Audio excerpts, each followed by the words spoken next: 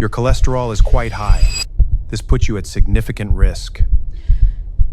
Someone left a comment on one of our recent videos. They wrote, "My doctor told me my cholesterol is too high and I need to start statins, but I eat well. I pray, I trust God to take care of my body, and I don't believe I should be putting chemicals in me for the rest of my life." Has anyone else felt this way?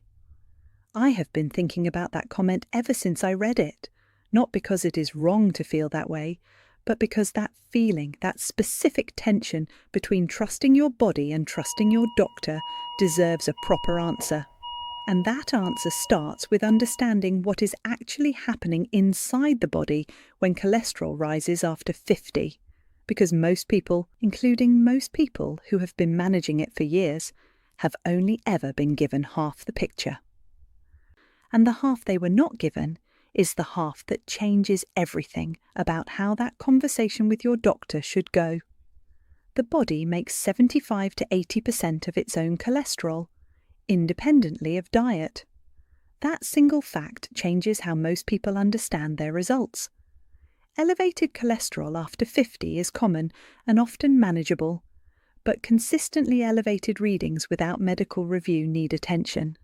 By the end of today, you will understand the full picture, what your numbers actually mean, and exactly what to bring to your doctor. We are going to do 3 things. First, what cholesterol actually is and why the body makes it. Second, why it rises after 50 in ways that have nothing to do with diet. And third, the specific questions that turn your next appointment into a real conversation. And there is one piece of this picture, a specific genetic marker that standard cholesterol panels do not routinely test for, that changes the clinical picture significantly for a large number of people over 50. I will show you what it is and exactly how to ask about it. In my research into how aging affects the cardiovascular system, my name is Grace Medford. I am a senior health researcher, and Mark is here and he will be asking me questions throughout. I have seen this specific confusion more than almost any other. A result that does not match the life, a recommendation without a clear explanation, and a person who deserves both. Everything today is for education only. I'm a researcher, not your treating doctor. If right now you have sudden chest pain, arm or jaw pain, sudden weakness on one side, or sudden difficulty speaking, stop and call emergency services immediately. Grace, a lot of people watching this may already be on cholesterol medication. How should they use what they hear today? That's an important question, Mark. Everything today is for education, to help you understand your results and have a better conversation with your doctor. Please do not adjust or stop any medication based on what you hear here. Bring what you learn to your doctor. That conversation is what matters. Okay, before we get into the science, that comment you just read, I think a lot of people watching right now have felt exactly that. Not just people with a faith background.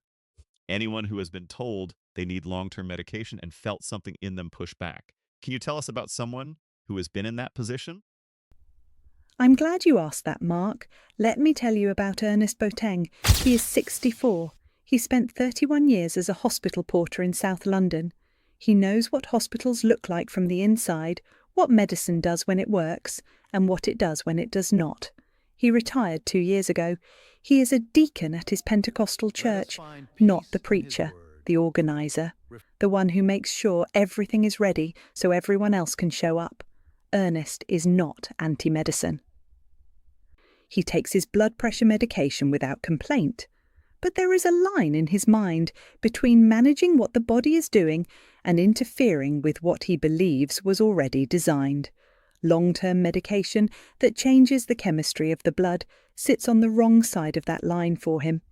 He has not said this to his GP. He would not know how to say it without sounding foolish, so he has said nothing. His youngest daughter is getting married in 7 months.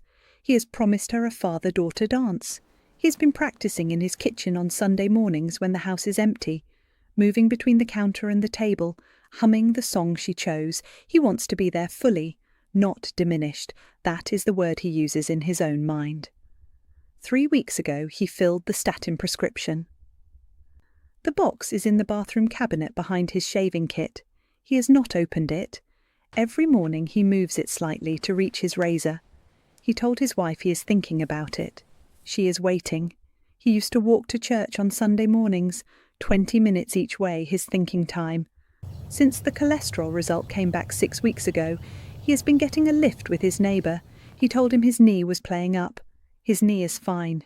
Here is what he cannot reconcile. His GP told him his LDL was high and gave him a leaflet about reducing saturated fat. Ernest has been eating the same way for 30 years. He cooks from scratch. He does not eat processed food. The leaflet described a diet worse than his own. So if his diet is not the problem, why is the number high? That question has no answer yet.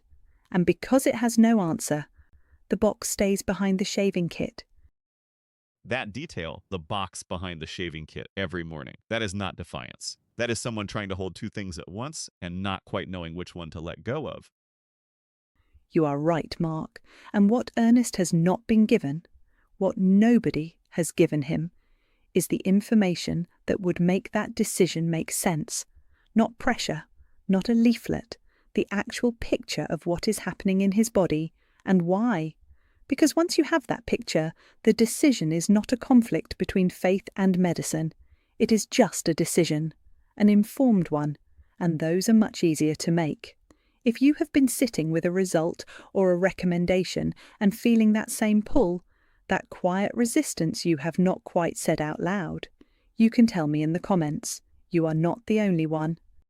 Grace, is there one thing someone can do right now before they understand all of this? If they have been given a cholesterol result they do not fully understand? Yes. Ask your doctor for a printed copy of your full lipid panel, not just the headline number.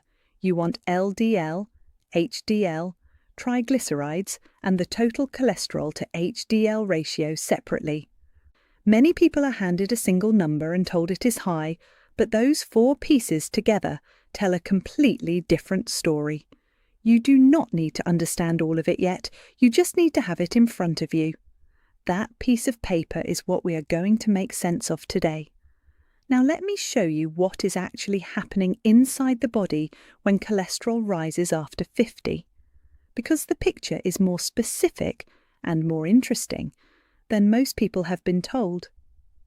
Before we talk about why cholesterol rises, let me ask something most people have never been asked. Why does the body make cholesterol at all? Cholesterol is not a waste product. It is a raw material the body manufactures itself, primarily in the liver, because it needs it for 3 essential jobs. It builds cell walls. It makes hormones including estrogen, testosterone, and cortisol. And it produces bile acids that help digest fat. The body makes roughly 75 to 80% of the cholesterol in the bloodstream itself. Diet accounts for the remaining 20 to 25%. Think of cholesterol like building material on a construction site. You need it. The problem is not the material. The problem is when there is more than the job requires and it starts to accumulate where it should not. This is why a person can eat carefully and still have elevated cholesterol. The liver is producing the majority independently of what goes into the mouth. So if the liver is making most of it, what causes it to make more than the body needs? This is where the chain starts. So the body is making 75 to 80% of its own cholesterol regardless of diet? That is not what most people think when they hear your cholesterol is high. That is exactly right, Mark. And that gap between what people think is causing it and what is actually driving it is the reason so many people change their diet carefully and the number barely moves.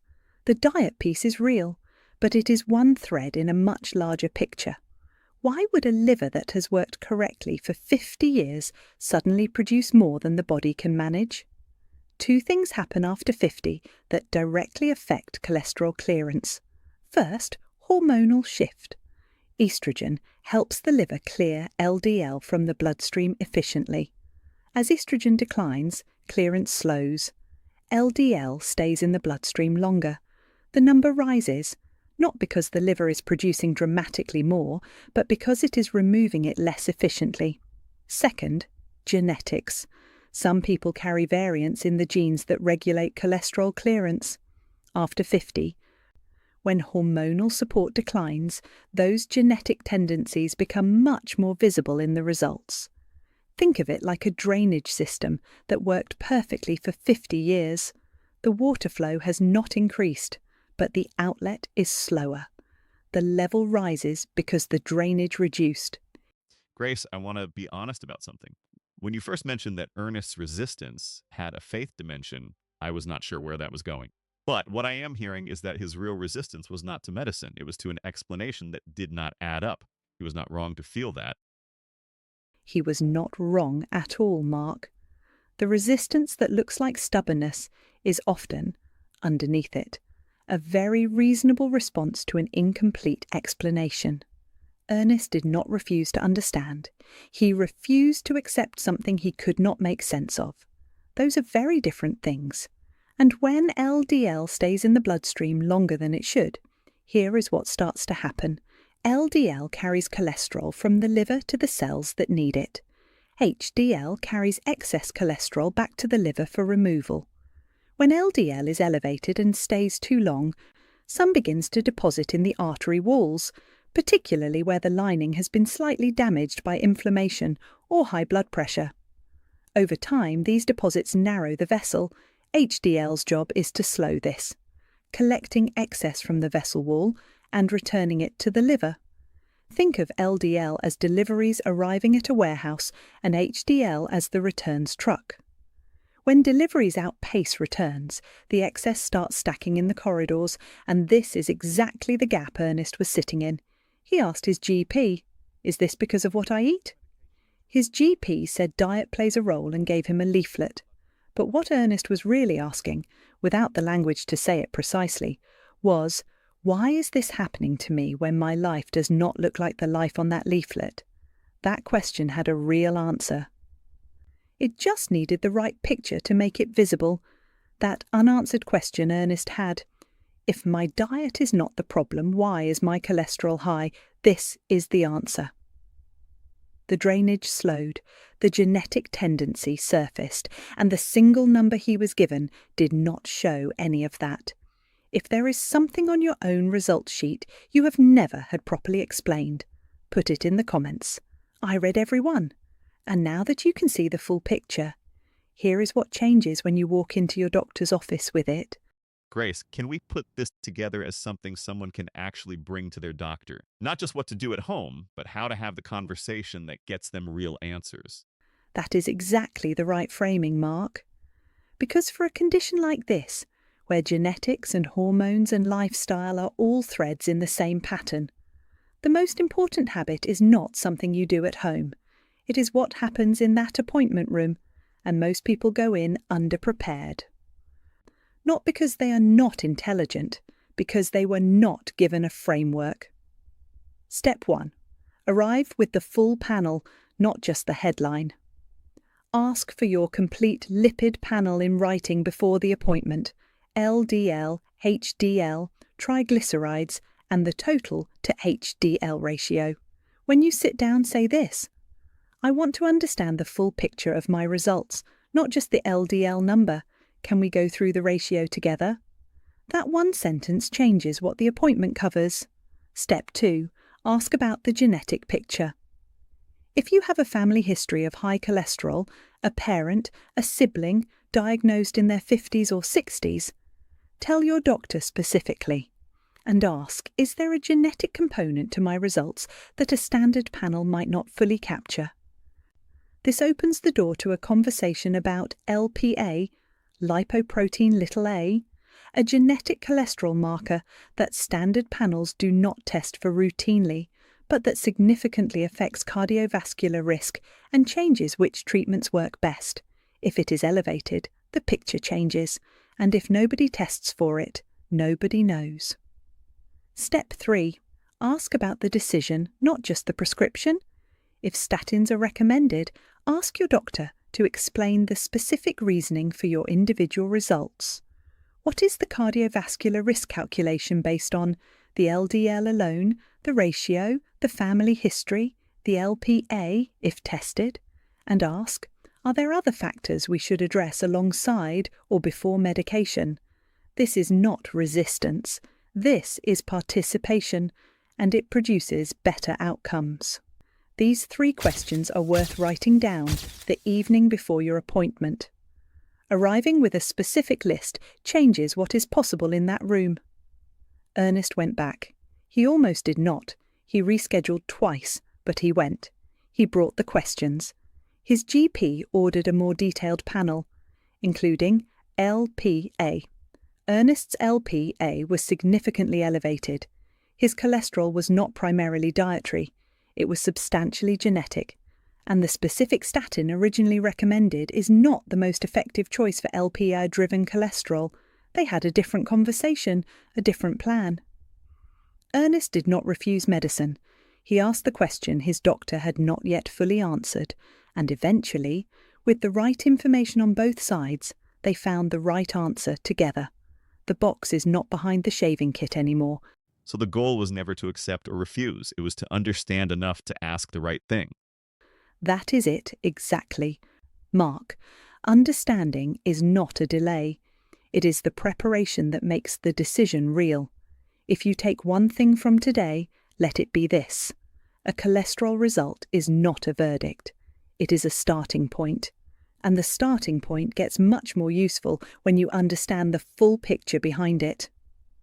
Let me bring the 3 threads together before we finish. First, the biology. The body makes 75 to 80% of its own cholesterol independently of diet. After 50, hormonal shifts and genetic tendencies slow how efficiently it is cleared. LDL rises not primarily because more is being made, but because less is being removed. The single number most people are given tells only a fraction of what the full panel shows. Second, the practical piece. Request your complete lipid panel in writing. Ask about the ratio, not just the LDL. If you have a family history of high cholesterol, ask specifically about LPA, the genetic marker standard panels do not routinely test for. And ask your doctor to explain the reasoning behind any recommendation in terms of your specific results. Third, the emotional piece. Ernest spent 6 weeks moving a pillbox behind his shaving kit every morning. Not because he was reckless, because the explanation he had been given did not match the life he had been living. When he finally had the full picture, the decision was not a conflict. It was just a decision. The box is not behind the shaving kit anymore. And the dance is still happening in 7 months. It is. He told me he has stopped practicing in the kitchen. He said he is ready. I want to hear from you. Was there something on your cholesterol results that your doctor did not have time to explain clearly? Or a question you have been carrying that this video helped make sense of? Tell me in the comments. It matters and it shapes what we cover next.